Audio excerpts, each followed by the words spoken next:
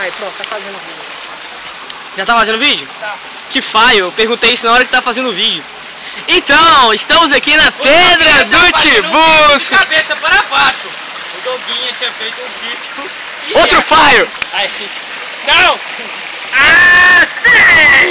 Eu não sei pegar numa câmera, eu sou muito inteligente, por isso que eu sou o gênio dos quelebras, sabe? Eu disse, eu sou o gênio dos quelebras. O burro do Doguinho estava gravando um vídeo que não gravou. Você não sabe de nada não, Bruno. Então, cala a boca, você faz a programa depois! Cala a boca! Cala a boca! Então, estamos fazendo um vídeo agora aqui. Estamos voltando. Não desliga o telefone. Cala a boca, Bruno! Voltando. Eu sou sua mulher. Da Pedra do Tiburcio agora. Então, agora eu esqueci o que eu ia falar, graças ao Bruno. Ele é um espécie... Tiburcio, porque ele foi subir a pedra do Tiburcio e deu um tiburcio de cara na pedra.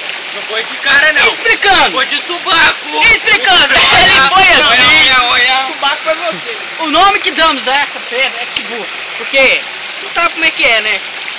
Sempre tem um nerd, na frente do computador, ele... Isso aqui é uma merda. Isso aqui é uma merda, não é nada não. Aí, vai subir na pedra, não sabe subir na pedra, e tiburcio, caiu. Não sei, Onde é, explicando. Ele Olha lá. foi peixe, Olha lá a situação do moleque. Olha a situação do moleque. Dá um zoom lá, dá um zoom. Zoom.